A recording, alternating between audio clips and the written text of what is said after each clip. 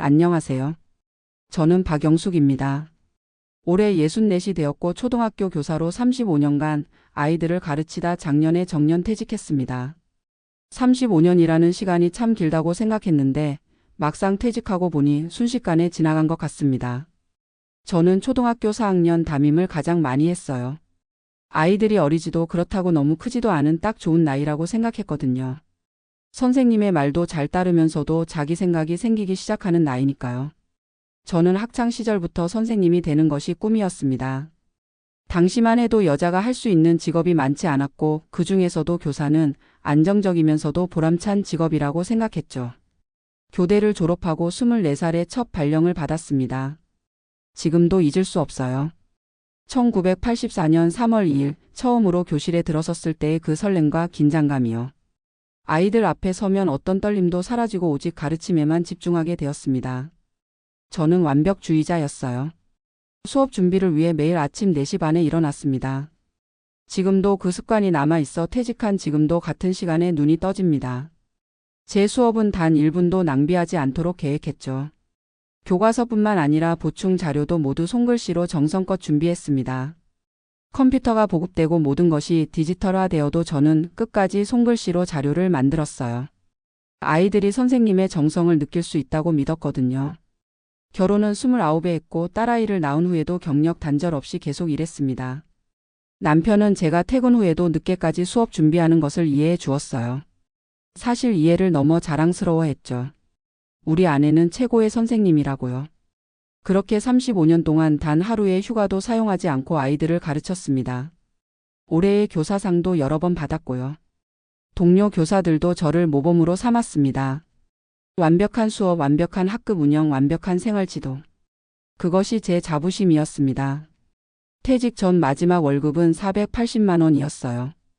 호봉 40호의 부장교사였으니까요. 퇴직금으로 1억 7천만 원을 받았습니다. 480만 원에 35년을 곱하고 12로 나눈 금액이죠. 사학연금으로는 매월 236만 원이 나옵니다. 최종 월급의 약 49%인데 35년 재직 덕분에 비교적 괜찮은 금액이에요. 30대부터 가입한 개인연금에서 매월 45만 원이 나오니 총 월 수입은 281만 원입니다.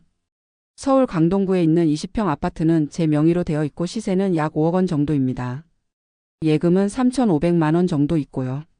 크게 경제적인 걱정은 없는 편입니다. 하지만 건강은 좀 문제가 있어요. 35년 동안 매일 수업하며 목소리를 혹사한 탓에 성대 폴립이 생겼습니다. 의사 선생님 말씀으로는 흔한 교사들의 직업병이라고 하더군요. 또 당뇨 전 단계라서 혈당 관리에 신경을 써야 합니다. 그리고 분필을 들고 오랜 시간 서 있다 보니 척추측 만증도 있습니다. 몸이 왼쪽으로 약간 기울어진 상태예요. 하지만 이런 건강 문제들은 자랑스러운 훈장 같은 것이라 생각합니다. 제가 얼마나 열심히 아이들을 가르쳤는지 보여주는 증거니까요. 퇴직을 1년 앞두고 마음이 조금씩 불안해지기 시작했어요. 35년 동안 학교라는 울타리 안에서만 살아왔는데 그 밖으로 나가면 어떻게 될까 두려웠습니다. 매일 아침 일어나 학교에 가고 아이들을 만나고 수업하고 생활지도하고. 그게 제 인생의 전부였는데 말이죠. 남편은 저보다 3살 많아 이미 퇴직한 상태였고 무척 행복해 보였어요. 취미로 등산도 다니고 친구들과 만남도 자주 가지면서요. 하지만 저는 달랐습니다. 취미라고 할 만한 것이 없었거든요. 35년 동안 오직 교직 생활에만 몰두했으니까요. 그렇게 불안한 마음으로 맞이한 퇴직식 날, 제자들과 동료 교사들이 모두 와서 축하해 주었습니다. 모두가 제 수업이 얼마나 완벽했는지, 제가 얼마나 훌륭한 교사였는지 말해 주었죠. 그때까지만 해도 기분이 좋았어요. 제 인생이 헛되지 않았다는 생각이 들었으니까요. 하지만 집으로 돌아와 교복을 벗고 나니 갑자기 모든 것이 낯설어졌습니다. 이제 내일 입을 옷을 고민할 필요도 없고 수업 준비를 할 필요도 없고. 그 순간 처음으로 공허함을 느꼈습니다. 처음 한 달은 그저 잠만 잤어요. 35년 동안 쌓인 피로가 한꺼번에 몰려온 것 같았습니다. 일어나도 특별히 할 일이 없으니 다시 잠들곤 했죠. 남편은 걱정스러운 눈빛으로 저를 바라보았지만 뭐라고 말하진 않았어요. 그저 제가 적응할 시간이 필요하다고 생각했나 봅니다. 그런데 퇴직 2달 후 극적인 변화가 찾아왔습니다. 딸이 출산을 앞두고 있었거든요. 첫 손주를 보게 된다는 생각에 저도 모르게 활력이 생기기 시작했습니다. 아기방을 꾸미고 아기용품을 사고 육아책을 읽기 시작했죠. 다시 한번 완벽하게 준비하는 저를 발견했습니다. 마치 새 학기를 준비하듯이요. 손주가 태어난 날 저는 또 다른 인생을 시작한다고 느꼈습니다. 이름은 서윤이 여자아이였어요. 너무나 사랑스러운 아이였습니다. 딸이 산후조리원에서 나온 후 제가 매일 딸의 집에 가서 손주를 돌봐주기로 했습니다. 사실 정년퇴직 선물로 받은 시간이라고 생각했어요. 이제는 한 아이에게 온전히 집중할 수 있는 시간이 생긴 것이니까요. 그런데 여기서부터 문제가 시작되었습니다. 저는 알게 모르게 서윤이를 학생처럼 대하기 시작했어요. 일일 계획표를 짜고 발달 단계에 맞는 교육을 시키려고 했죠. 아기인데도 말이에요. 딸은 처음에는 웃으며 넘겼지만 점점 불편해하기 시작했습니다. 어느 날 딸이 저에게 말했어요. 엄마, 우리 아이는 학생이 아니라 손주예요. 그냥 예쁘게만 봐주세요. 그 말이 가슴에 콕 박혔습니다. 35년 동안 교사로 살아온 제게는 충격적인 말이었거든요. 하지만 정말 큰 충격은 서윤이가 4살이 되었을 때 왔습니다. 서윤이가 태블릿으로 유튜브 영상을 보고 있었어요. 저는 아이들이 디지털 기기를 너무 일찍 접하는 것을 좋지 않게 생각했기에 태블릿을 거두려고 했죠. 그때 서윤이가 저에게 한 말이 지금도 귓가에 맴돕니다. 할머니는 잘 못해요. 처음에는 그냥 아이의 투정 정도로 생각했는데 왜 그런 말을 했는지 물어보니 충격적인 대답이 돌아왔어요. 할머니는 유튜브도 못 켜고, 게임도 못 하고, 카톡도 못 보내잖아요. 엄마는 다 잘하는데. 그 순간 가슴이 철렁 내려앉았습니다.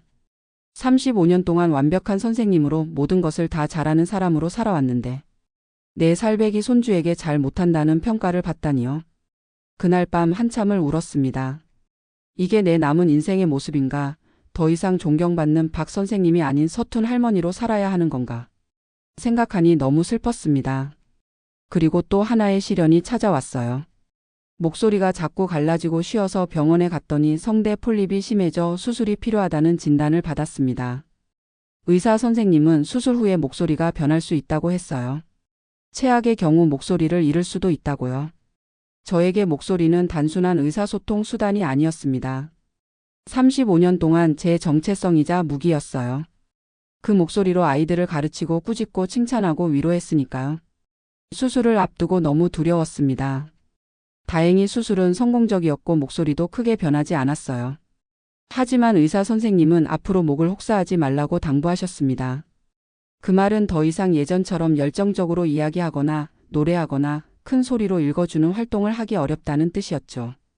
서윤이에게 동화책을 읽어줄 때도 소리를 크게 내기 어려웠습니다. 그런데 어느 날 서윤이가 제게 물었어요. 할머니, 왜 이제 책 안 읽어줘? 그때 문득 생각이 떠올랐습니다. 꼭 직접 소리 내서 읽어주지 않아도 다른 방법으로 책을 읽어줄 수 있지 않을까? 그래서 시작한 것이 유튜브 영상 제작이었습니다. 처음에는 정말 어려웠어요. 카메라 앞에서 어떻게 행동해야 할지, 어떻게 영상을 편집해야 할지 전혀 몰랐으니까요. 서윤이에게 도움을 청했습니다. 서윤아, 할머니가 유튜브 만드는 법 좀 가르쳐 줄래? 서윤이는 눈을 동그랗게 뜨며 물었어요. 할머니가 유튜브 할 거예요? 그리고는 정말 신기하다는 듯 웃으며 저를 도와주기 시작했습니다. 4살배기가 64신 할머니에게 디지털 세상을 가르쳐주는 모습이 어찌나 귀여운지. 그때 처음으로 깨달았습니다. 꼭 내가 모든 것을 다 잘하고 완벽할 필요는 없구나. 서툴러도 괜찮아. 그냥 할머니로서 사랑해주면 되는 거야. 첫 영상은 서윤이가 좋아하는 아기 돼지 삼형제 동화였습니다. 목소리를 아끼기 위해 소리는 작게 내되 표정과 손동작을 풍부하게 해서 이야기를 전달했어요. 놀랍게도 서윤이는 그 영상을 정말 좋아했습니다. 할머니 목소리가 작아서 더 재미있어요. 비밀 이야기 들려주는 것 같아요. 라고 말했죠. 그 말에 용기를 얻어 더 많은 영상을 만들기 시작했습니다. 그렇게 한 달, 2달 지나면서 저는 점점 변화하기 시작했어요. 디지털 기기에 대한 거부감이 사라지고 오히려 새로운 가능성을 발견하게 되었습니다. 태블릿으로 동화책을 검색하고 스마트폰으로 영상을 촬영하고 컴퓨터로 편집하는 법을 배웠죠. 제가 35년 동안 거부했던 모든 것들을 서윤이와 함께하며 받아들이기 시작했습니다. 하지만 동시에 제가 가진 오래된 방식의 가치도 재발견했어요. 서윤이에게 손글씨를 가르쳐 주었더니 정말 좋아하더군요. 요즘 아이들은 키보드만 두드리지 펜을 제대로 잡을 줄 모른다고 하잖아요. 서윤이는 할머니처럼 예쁜 글씨를 쓰고 싶다며 열심히 따라했습니다. 그리고 함께 종이접기를 하고 실과 바늘로 인형 옷을 만들었죠. 아날로그적인 활동이 주는 집중력과 성취감을 서윤이도 느낄 수 있게 해주고 싶었거든요. 그러던 중 우연히 지인을 통해 한 시골 학교 소식을 들었습니다. 전교생이 15명밖에 안 되는 작은 학교였는데 폐교 위기에 처해 있다고 했어요. 교육청에서는 학생 수가 너무 적어 유지하기 어렵다는 입장이었죠. 저는 무언가에 이끌리듯 그 학교를 방문했습니다. 아이들의 순수한 눈빛과 선생님들의 열정이 마음을 사로잡았어요. 그렇게 저는 일주일에 이틀 그림책 할머니로 자원봉사를 시작했습니다. 처음에는 그냥 책만 읽어주려고 했는데 아이들이 제 손글씨를 보고 감탄했어요. 선생님, 컴퓨터로 쓴 것보다 더 예뻐요. 그 말에 용기를 얻어 손글씨 수업도 시작했습니다. 요즘 아이들은 키보드만 두드리다 보니 글씨 쓰는 법을 제대로 배우지 못했더군요. 처음에는 아이들이 지루해할까 걱정했는데 의외로 정말 좋아했습니다. 손으로 직접 무언가를 만들어내는 경험이 아이들에게 신선했나 봐요. 시골 학교에서의 경험은 저에게 새로운 깨달음을 주었습니다. 35년 동안 완벽한 수업을 위해 스스로를 몰아붙였던 저였지만 이제는 완벽하지 않아도 괜찮다는 것을 배우게 되었어요. 아이들은 제가 가끔 실수해도 모르는 것이 있어도 전혀 개의치 않았습니다. 오히려 그런 모습이 더 친근하게 느껴졌나 봐요. 선생님도 모르는 게 있구나. 하며 신기해하더군요. 그리고 또 하나 중요한 변화가 있었습니다. 35년 동안 매일 아침 4시 반에 일어나 다음날 수업을 준비하던 습관이 있었는데 이제는 그 시간에 서윤이와의 하루를 계획하고 있더군요. 어떤 책을 읽을지, 어떤 놀이를 할지, 어떤 곳에 가볼지. 마치 수업 계획안을 짜듯이 말이에요. 하지만 이번에는 완벽함을 추구하기보다는 서윤이와 함께 즐거운 시간을 보내는 것에 초점을 맞췄습니다. 서윤이는 제게 또 다른 소중한 가르침을 주었어요. 35년 동안 학생들에게 듣지 못했던 솔직한 피드백을 서윤이에게서 들을 수 있었거든요. 할머니, 이렇게 하면 더 재미있어요. 할머니, 그건 좀 지루해요. 처음에는 상처받기도 했지만 점차 그런 솔직한 의견이 고맙게 느껴졌습니다. 덕분에 저는 더 나은 할머니가 될 수 있었으니까요. 지금 저는 2가지 일을 하고 있습니다. 일주일에 이틀은 시골 학교에서 그림책 할머니로 봉사하고 나머지 시간은 서윤이와 함께 보내며 유튜브 채널을 운영하고 있어요. 채널 이름은 박선생님 할머니의 이야기 보따리입니다. 처음에는 서윤이만을 위해 시작했는데 어느새 구독자가 1000명이 넘었어요. 댓글을 보면 아이를 키우는 젊은 부모들이 많더군요. 저희 아이가 박 선생님 할머니 영상만 보면 조용히 집중해요. 손글씨 수업 덕분에 우리 아이가 글씨 쓰기를 좋아하게 되었어요. 이런 댓글들을 볼 때마다 가슴이 뭉클해집니다. 최근에는 한 교육청에서 연락이 와서 손글씨 교육의 중요성에 대한 특강을 부탁받기도 했습니다. 모든 것이 디지털화되는 시대의 아날로그적 감성과 손글씨의 가치를 알리는 일이 제 새로운 사명이 된 것 같아요. 강연을 준비하며 문득 생각했습니다. 35년 전 처음 교단에 섰을 때의 그 떨림과 설렘이 다시 느껴지더군요. 가끔은 학교 교사로서의 권위와 존경을 그리워할 때도 있습니다. 하지만 이제는 다른 형태의 보람을 느끼고 있어요. 완벽한 교사이기를 포기하고 서툴지만 사랑스러운 할머니가 되기로 했으니까요. 서윤이에게 할머니는 잘 못해요라는 말을 들었을 때는 정말 상처받았지만 지금 생각해보면 그것이 제 인생의 전환점이었습니다. 덕분에 저는 완벽함의 굴레에서 벗어나 진정한 자유를 찾을 수 있었으니까요. 요즘은 서윤이와 함께 새로운 것에 도전하는 재미에 빠져 있습니다. 지난주에는 처음으로 베이킹에 도전했어요.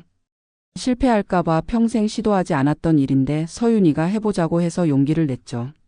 결과는 엉망이었지만 서윤이와 함께 웃으며 그 실패를 즐겼습니다. 이전의 저라면 상상도 할 수 없는 일이에요. 퇴직 직후에는 시간이 너무 길게 느껴졌습니다. 1시간이 마치 하루처럼 느껴졌고 시계를 30분마다 확인하곤 했어요. 하지만 지금은 하루가 어떻게 지나가는지 모를 정도로 바쁘고 충만합니다. 더 이상 시계를 보며 시간을 재지 않아요. 그저 순간순간을 즐기고 있습니다. 가끔 옛 제자들이 연락해 옵니다. 선생님, 잘 지내세요? 선생님의 수업이 정말 그립습니다. 그런 말을 들을 때면 여전히 뿌듯합니다. 하지만 이제는 다른 형태의 칭찬도 소중하게 여겨요. 할머니, 오늘은 뭐 해요? 서윤이의 이 질문에 담긴 기대와 신뢰가 제게는 최고의 칭찬입니다. 지금 생각해보면 35년간 완벽한 교사로 살았던 것도 퇴직 후 서툰 할머니가 된 것도 모두 제 인생에 필요한 과정이었던 것 같아요. 완벽했던 과거가 있었기에 불완전한 현재를 받아들일 수 있는 용기가 생겼으니까요. 이제는 모든 학생에게 좋은 선생님이기보다 한 아이의 특별한 할머니가 되는 법을 배우고 있습니다. 그리고 그 과정이 생각보다 훨씬 행복합니다. 앞으로의 계획이요? 글쎄요, 계획을 세우기보다는 하루하루 흘러가는 대로 살아보려고 합니다. 35년 동안 빡빡한 시간표에 맞춰 살았으니 이제는 좀 자유롭게 살아도 되지 않을까요? 다만 한 가지 바람이 있다면 서윤이가 자라면서도 할머니와 함께하는 시간을 소중하게 여겼으면 좋겠어요. 비록 유튜브를 잘 못 켜고 게임을 못하고 카톡을 못 보내는 잘 못하는 할머니지만 그래도 서윤이를 누구보다 사랑하는 할머니니까요. 35년간 칭찬만 받다가 할머니는 잘 못해요라는 말을 들었을 때는 세상이 무너지는 것 같았습니다. 하지만 지금은 그 말이 제게 준 선물이 얼마나 큰지 깨닫고 있어요. 완벽하지 않아도 괜찮다는 것, 실수해도 괜찮다는 것, 새로운 것을 배우는데 늦은 나이란 없다는 것. 이 모든 깨달음을 서윤이에게 받았습니다. 요즘에는 손글씨 교육의 가치에 대한 강연도 하고 있어요. 첫 강연을 앞두고 너무 긴장되어 잠을 이루지 못했습니다. 35년 동안 아이들 앞에서는 떨림 없이 말할 수 있었는데 어른들 앞에서 발표한다는 것이 왠지 두렵더군요. 서윤이는 제게 용기를 주었어요. 할머니, 할 수 있어요. 파이팅! 그 응원 덕분에 무사히 강연을 마칠 수 있었습니다. 강연 이후 여러 학부모님들이 찾아와 손글씨에 대한 조언을 구했어요. 아이가 글씨 쓰기를 너무 싫어하는데 어떻게 하면 좋을까요? 스마트폰만 보는 아이에게 손으로 무언가를 만드는 즐거움을 어떻게 알려줄 수 있을까요? 이런 질문들에 제가 도움을 줄 수 있다는 것이 기쁘고 감사했습니다. 척추측만증과 당뇨 전 단계 관리를 위해 요가도 시작했어요. 처음에는 몸이 너무 뻣뻣해서 동작 하나하나가 고통스러웠지만 꾸준히 하다 보니 이제는 몸이 한결 유연해졌습니다. 건강을 챙기는 것도 중요한 일이라는 걸 이제야 깨달았어요. 35년 동안은 몸보다 교육이 먼저였으니까요. 남편과의 관계도 새롭게 변화하고 있습니다. 퇴직 전에는 늘 수업 준비에 빠져 대화할 시간이 많지 않았는데 이제는 함께 산책도 하고 여행도 다니며 제2의 신혼을 즐기고 있어요. 남편은 제가 변한 모습을 보며 이제야 진짜 내 아내를 만난 것 같다고 말합니다. 퇴직 후 1년이 지난 지금 저는 예전보다 더 행복합니다. 더 이상 완벽한 교사가 아니어도 서툰 할머니로서 새로운 세상을 배우고 경험하는 즐거움이 있으니까요. 물론 가끔은 교단이 그립고 학생들이 그립습니다. 하지만 그 자리에 머무르지 않고 새로운 도전을 하고 있다는 사실이 저를 더 젊고 활기차게 만들어주는 것 같아요. 서윤이에게 들었던 할머니는 잘 못해요라는 말은 이제 저에게 상처가 아닌 성장의 발판이 되었습니다. 덕분에 저는 새로운 세상을 만났고 더 넓은 시야를 갖게 되었으니까요. 앞으로도 계속해서 배우고 실수하고 성장해 나갈 겁니다. 그것이 진정한 교육자의 모습이라고 생각합니다. 완벽함을 추구하기보다는 끊임없이 발전하는 모습을 보여주는 것이 더 가치 있는 일이니까요. 인생의 새로운 장을 열게 해준 서윤이에게 그리고 제게 35년간의 소중한 시간을 선물해준 모든 제자들에게 감사드립니다. 이제는 또 다른 방식으로 그 사랑을 나눌 수 있어 행복합니다.